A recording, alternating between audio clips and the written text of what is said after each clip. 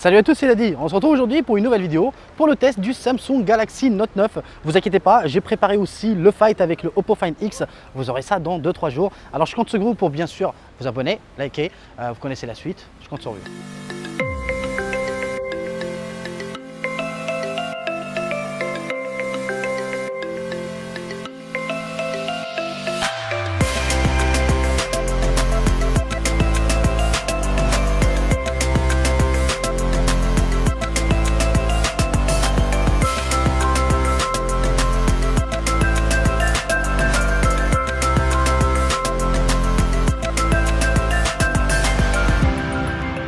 Alors juste pour un petit rappel, le Samsung Galaxy Note 8 avait une diagonale de 6,3 pouces en écran. Sur le Samsung Galaxy Note 9, on a un 6,4 pouces Quad HD+, Super AMOLED pareil. Donc on a beaucoup de ressemblances, même si il est un peu plus carré, voilà, un peu plus grand par rapport au Samsung Galaxy Note 8. Donc c'est vraiment la première et la grosse différence qu'on va constater entre les deux. Et bien sûr, on a le S Pen qui est jaune. Voilà, donc ça c'est la grosse nouveauté et qui est en même temps connecté. Mais ça, on y reviendra tout à l'heure. Alors revenons à cette dalle, comme j'ai cité il y a quelques instants. Comme d'habitude, et comme sur le Samsung Galaxy S9, en termes de colorimétrie, Samsung a touché la perfection. Là, on est sur un écran super lumineux. Franchement, je ne trouve pas de concurrent. Il n'existe pas. Vous n'avez même pas la peine de chercher. Le Samsung Galaxy Note 9 propose le plus bel écran du marché à l'heure actuelle en compagnie du Samsung Galaxy S9. Bon, on a parlé de l'écran. Et il est temps maintenant de parler de ce qui se cache sous le capot. La version américaine embarque un Snapdragon 845 avec 6 Go de RAM et 128 Go de mémoire de stockage. Vous avez la deuxième version 512. Bien sûr, la mémoire elle est extensible et vous avez 2 Go de RAM en plus. Donc c'est ce qui différencie réellement le Note 9 avec le Samsung Galaxy S9 Plus. Parce que si vous partez dans la version basique, vous avez un S9 Plus en 64 Go et 6 Go de RAM et vous avez un Note 9 avec 128. Donc on gagne 64 Go de mémoire de stockage supplémentaire. Cela dit, en Europe, on n'a pas le Snapdragon 845, donc ça on s'en fout. On retrouve l'Exynos 9810 avec 6 Go de RAM, bien évidemment, 128 ou 512 Go de mémoire de stockage. Bien évidemment, n'oubliez pas que si vous prenez la version 512, vous avez 2 Go de RAM en plus, donc vous avez 8. Ça, c'est ce qui change réellement par rapport au S9 Plus. Mais est-ce que ça va se sentir réellement en utilisation? Pour vous le dire honnêtement, personnellement, je trouve qu'il est hyper fluide, qu'il tourne assez bien. Mais disons que voilà, c'est par rapport à un OnePlus, par rapport à un Vivo Nex par exemple que j'ai en ce moment ou un Oppo Find X, ça tourne aussi bien mais pas aussi bien. C'est un truc un peu délirant. Je vous expliquerai ça dans la version software parce que c'est quand même quelque chose de très important. Bien sûr, revenons en performance, c'est l'un des processeurs les plus puissants du marché à l'heure actuelle. Donc vous n'avez pas d'inquiétude, peu importe le jeu que vous allez jouer. En plus, vous avez normalement un skin fourni si vous êtes vraiment un amateur de Fortnite. Vous pouvez l'installer et jouer bien avant tout le monde, vu qu'il y a eu un partenariat entre Fortnite et Samsung. Donc voilà, on ne sait jamais si ça vous intéresse, vous le savez maintenant. Vous avez juste les utilisateurs de Samsung qui peuvent y jouer pour l'instant, parce que ça reste toujours en bêta. Alors parmi les plus grosses nouveautés de ce Samsung Galaxy Note 9, c'est son S Pen. Bon, il est de couleur jaune, c'est un peu flashy, c'est très agréable, il faut le dire honnêtement, parce que le bleu et le jaune, ce sont deux couleurs contradictoires qui donnent vraiment un effet assez quand même très cool. Personnellement, j'aime bien, mais est-ce que c'est vraiment nécessaire? Ça dépend des utilisateurs, comme j'ai cité tout à l'heure. Personnellement, je ne me sens pas vraiment visé par l'utilisation du S Pen. Par exemple, ma femme, si, elle aime bien. Perso, je m'en fous. Voilà, pour dire honnêtement, je m'en fous littéralement. Par contre, il y a quand même quelques nouveautés avec, peut-être qui vont vous intéresser. Comme il est connecté, vous pouvez par exemple prendre un selfie à distance. Vous pouvez bien sûr écrire avec, tout ça, rien n'a changé. Vous pouvez changer la musique avec et vous pouvez décrocher aux appels. Moi, personnellement, j'ai quand même un peu de mal à me faire à l'idée de prendre genre une photo avec. Genre, j'ai du mal à partir de chez moi avec un trépied pour prendre une photo. Après, ça peut toujours être super cool, hein, dans le sens où, par exemple, si vous êtes quelqu'un qui aime bien les photos de nuit, vous préférez par exemple faire des photos en mode pro, en longue expo, ça peut toujours servir. Comme ça, vous n'allez pas toucher le smartphone. Mais malgré tout, je trouve que c'est un peu gadget. Voilà, c'est un gadget de luxe. Soit vous êtes vraiment quelqu'un de vraiment amateur qui prend des notes comme ça à la va-vite, ouais, pourquoi pas. Mais sinon, je trouve que son utilisation, pour l'instant, le côté connecté n'apporte pas vraiment quelque chose de très important. Voilà, ça reste une question de goût bien sûr, hein. Certains vont sûrement kiffer. Donc moi perso, je ne juge pas ça vraiment réellement innovant, si vous voyez ce que je veux dire. Je peux prendre un selfie à distance ou changer de la musique. Je ne suis pas obligé d'avoir mon stylet tout le temps sur moi. Mais voilà, ça peut toujours servir. Alors bien évidemment, on peut toujours configurer ce bouton pour faire une action, par exemple ouvrir une application. Alors on peut aussi déverrouiller le Galaxy directement avec, même si je ne vois pas forcément un réel intérêt à ça. Bon, bien sûr, il va y avoir sûrement des développeurs qui vont développer des applications pour, disons, utiliser le maximum ou exploiter le maximum le potentiel de ce S Pen. Mais pour l'instant, pour moi, ça reste uniquement gadget. Enfin, un gadget de luxe. Alors sur le plan de l'audio, sachez que ce smartphone est super bien équipé. Bon, pour moi peut-être c'est même le mieux à l'heure actuelle. Alors, voilà, je parle de haut-parleur stéréo. On retrouve un haut-parleur AKG, voilà, double haut-parleur AKG, stéréo, Dolby Atmos. Franchement, c'est une tuerie, ils sont super puissants, le son est très précis, un peu mieux même que le Samsung Galaxy S9. Donc voilà, en termes d'expérience sonore, je pense que vous ne serez vraiment pas déçus. En plus de ça, vous avez la prise jack 3.5, vous avez des écouteurs AKG fournis directement dans la boîte. Mais ces écouteurs, je les aime pas. Je ne sais pas pour vous, mais perso, je trouve que le son est très plat. Et je préférais largement les vieilles ou les anciens écouteurs qui étaient fournis par Samsung, les intra-auriculaires. Ceux-là, je ne suis pas forcément très fan. Après, c'est une question de goût, encore une fois. Soit on aime, soit on n'aime pas. Vous savez très bien, hein, le son, c'est vraiment très subjectif. Alors, sachez bien sûr que vous avez le Bluetooth 5.0. Vous avez, comme je l'ai dit, la prise jack 3.5.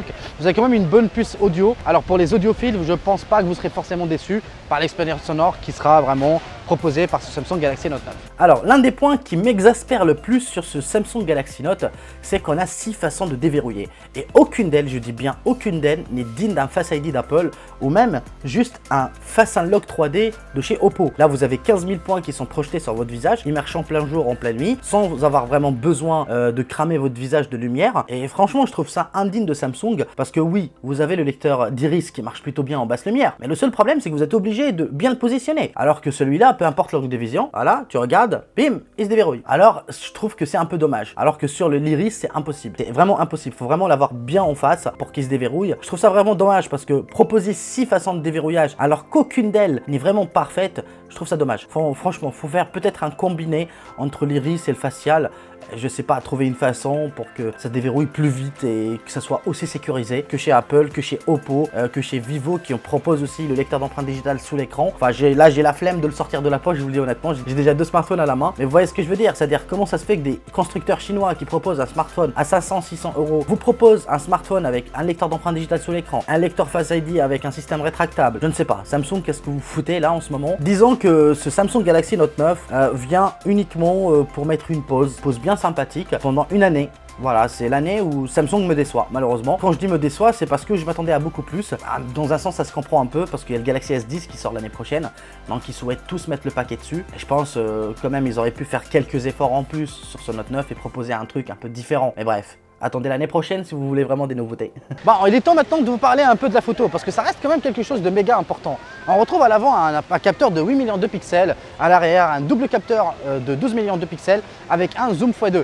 Et franchement, niveau qualité photo, je pense que vous savez tous que Samsung est quand même l'un des leaders dans ce domaine et vous serez forcément pas déçus. En tout cas, perso, je n'ai pas été déçu. En basse lumière, en plein jour, Samsung, c'est vraiment mortel. Par contre, ce que j'ai constaté, c'est que malheureusement, contrairement au S9, je ne sais pas, est-ce que c'est juste un problème de mise à jour parce qu'il vient juste de sortir, mais on constate quand même qu'il y a pas mal de bruit en basse lumière sur les coins. Voilà, donc en tout cas, si le sujet est centré, vous verrez vraiment que du feu, mais globalement, on va vraiment ressentir un peu de bruit. Ce qui est un peu dommage parce que mine de rien, on a un capteur qui ouvre 1.5. Donc oui, le capteur principal, il a une ouverture variable, donc c'est exactement la même chose qu'on peut retrouver sur le Samsung Galaxy S9.